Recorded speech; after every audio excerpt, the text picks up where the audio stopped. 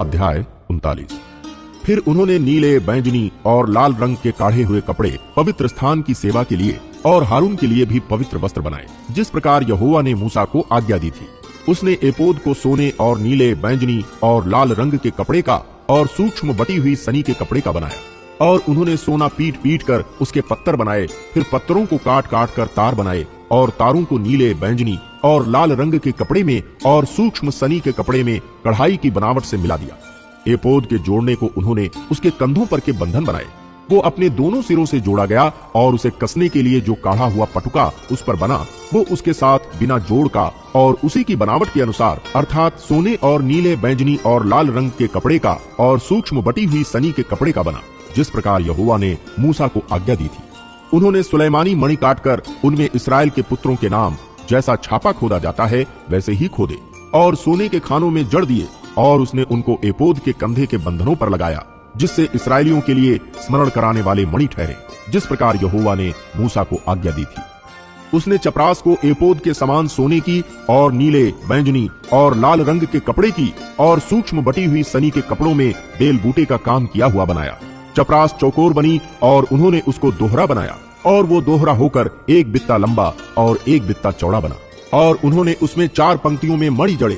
पहली पंक्ति में माणिक्य, पद्मराग और लालड़ी जड़े गए, और दूसरी पंक्ति में मरकत, नीलमणि और हीरा, और तीसरी पंक्ति में लशम, सूर्यकांत और नीलम, और चौथी पंक्ति में फिरोजा, सुलैमानी मणि और यशब जड़े। ये सब अलग अलग सीने के खानों में जड़े गए। और ये मणि इस्राएल के पुत्रों के नामों की गिनती के अनुसार 12 थे। 12 गोत्र में से एक एक का नाम जैसा छापा खोदा जाता है वैसा ही खोदा गया। और उन्होंने चपरास पर डोरियों के समान गूंथे हुए चोखे सोने की जंजीर बनाकर लगाई। फिर उन्होंने सोने के 2 खाने और सोने की 2 कड़ियां बनाकर दोनों कड़ियों को चपरास के दोनों सिरों पर लगाया। तब उन्होंने सोने की दोनों गूंथी हुई जंजीरों को चपरास के सिरों पर की दोनों कड़ियों में लगाया, और गूंथी हुई दोनों जंजीरों के दोनों बाकी सिरों को उन्होंने दोनों खानों में जड़ के एपोद के सामने दोनों कंधों के बंधनों पर लगाया।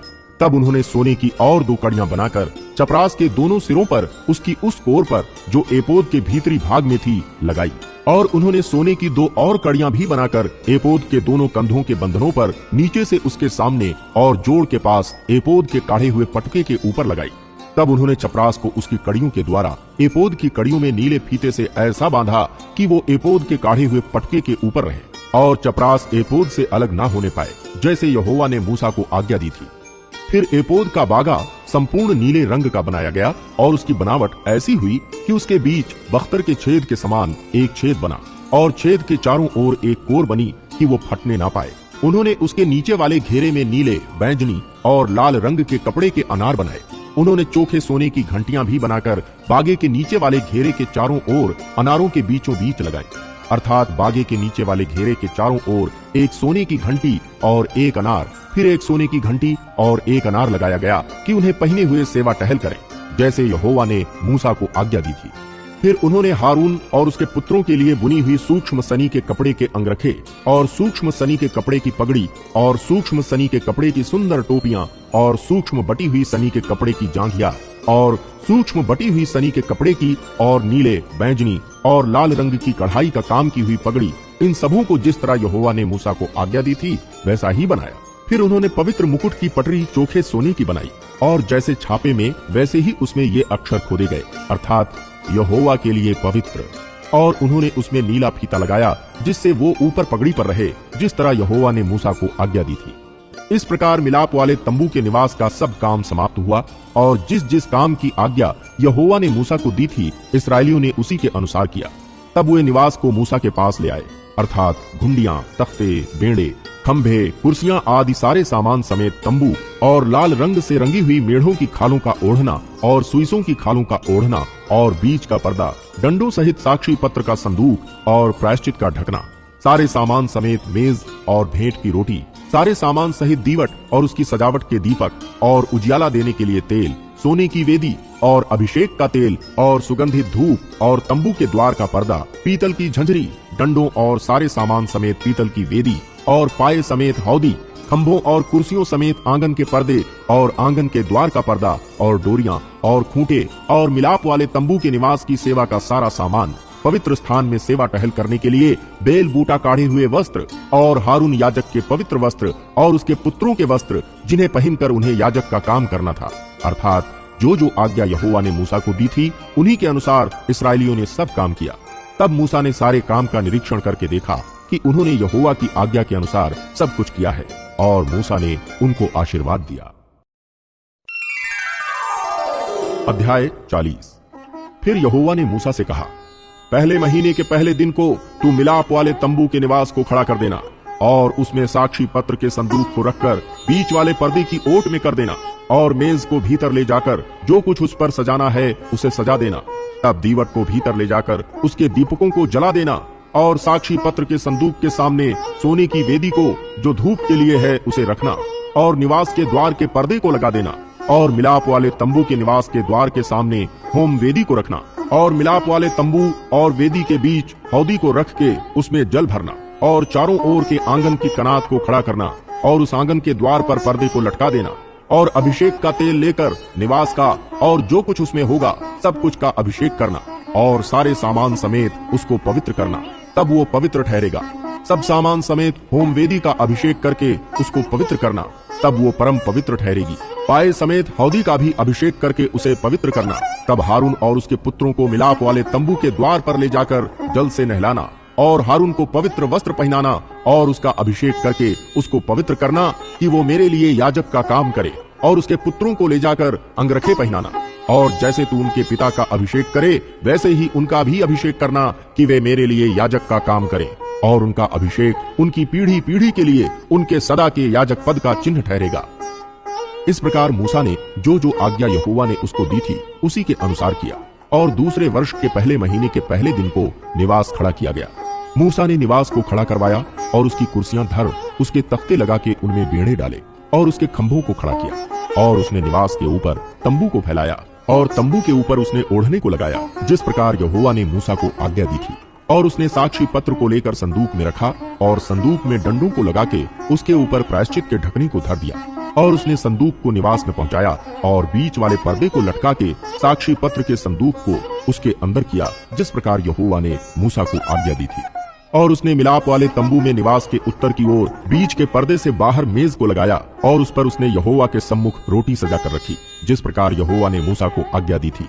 और उसने मिलाप वाले तंबू में मेज के सामने निवास के दक्षिण की ओर दीवट को रखा, और उसने दीपकों को यहोवा के सम्मुख जला दिया, जिस प्रकार यहोवा ने मूसा को आज्ञा दी थी।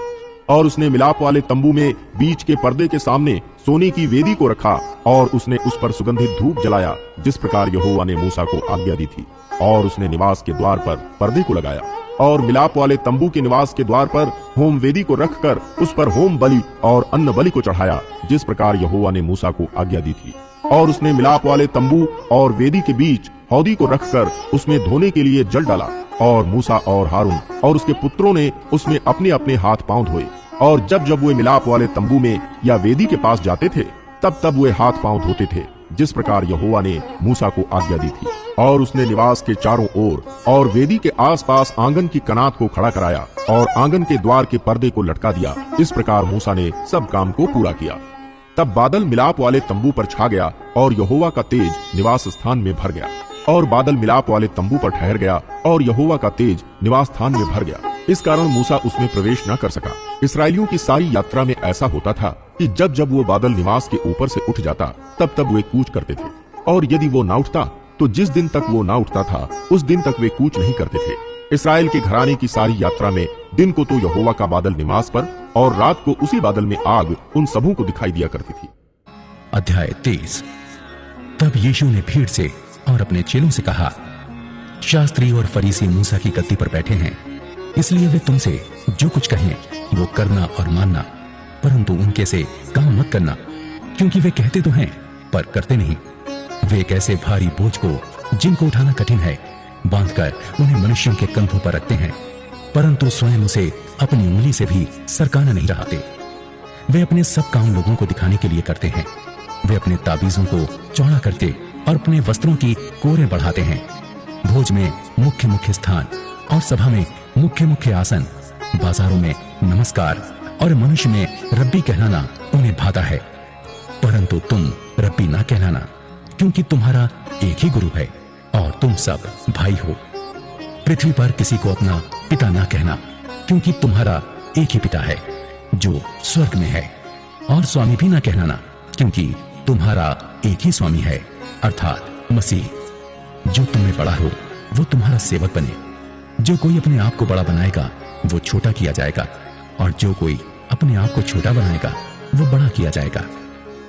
हे कपटी शास्त्रियों और फरीसियों, तुम पर हाय, तुम मनुष्यों के लिए स्वर्ग के राज्य का द्वार बंद करते हो, ना तो स्वयं ही उसमें प्रवेश करते हो और न उसमें प्रवेश करने वालों को प्रवेश करने देते हो। हे कपटी शास्त्रियों और फरीसियों, तुम पर हाय, तुम विधवाओं के घरों को खा जाते हो और दिखाने के लिए बड़ी देर तक प्रार्थना करते रहते हो, इसलिए तुम्हें अधिक दंड मिलेगा।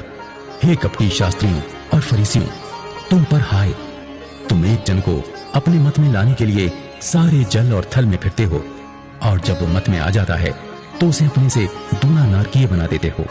हे अंधे अगुओ, तुम पर हाय, जो कहते हो कि यदि कोई मंदिर की शपथ खाए तो कुछ नहीं, परंतु यदि कोई मंदिर के सोने की सौगंध खाए तो उससे बंध जाएगा। हे मूर्खों और अंधों, कौन बड़ा है, सोना या वो मंदिर जिससे सोना पवित्र होता है? फिर कहते हो कि यदि कोई वेदी की शपथ खाए तो कुछ नहीं, परंतु जो भेंट उस पर है, यदि कोई उसकी शपथ खाए तो बंध जाएगा।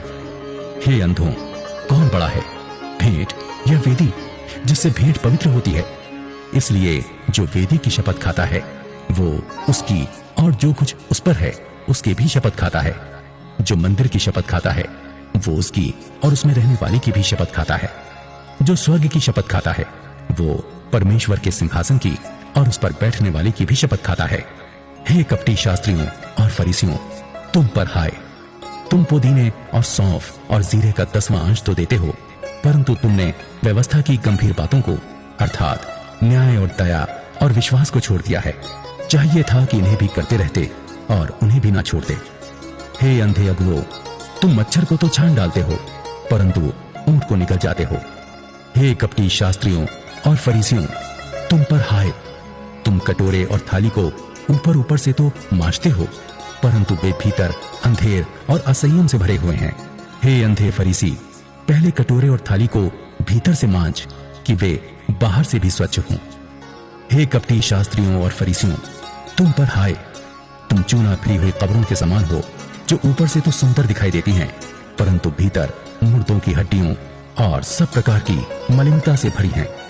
इसी रीति से तुम भी ऊपर से मनुष्यों को धर्मी दिखाई देते हो, परंतु भीतर कपट और अधर्म से भरे हुए हो।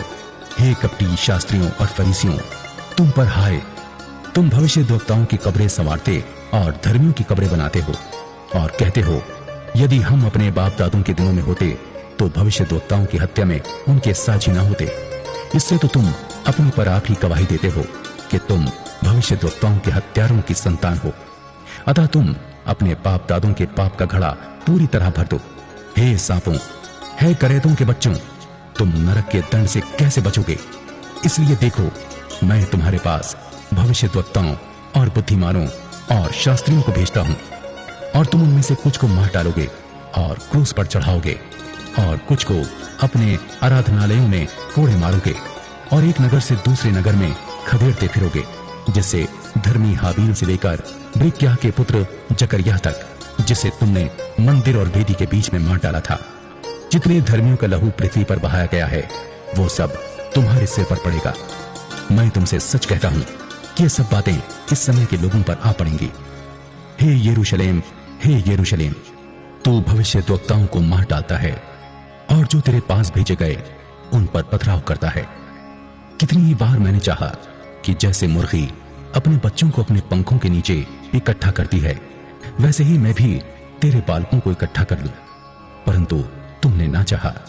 देखो, तुम्हारा घर तुम्हारे लिए उजाड़ छोड़ा जाता हूं, क्योंकि मैं तुमसे कहता हूं कि अब से जब तक तुम ना कहोगे धन्य है वो जो प्रभु के नाम से आता है, तब तक तुम मुझे फिर कभी न देखोगे। पड़ोसी से अपने ही समान प्रेम रखना। लेव्य व्यवस्था अध्याय 1। यहोवा ने मूसा को बुलाकर मिलाप वाले तंबू में से उससे कहा, इस्राएलियों से कह कि तुम में से यदि कोई मनुष्य यहोवा के लिए पशु का चढ़ावा चढ़ाए तो उसका बलि पशु गाय बैलों अथवा भेड़ बकरियों में से एक का हो। यदि वो गाय बैलों में से होम बलि करे तो निर्दोष नर मिलाप वाले तंबू के द्वार पर चढ़ाए कि यहोवा उसे ग्रहण करे।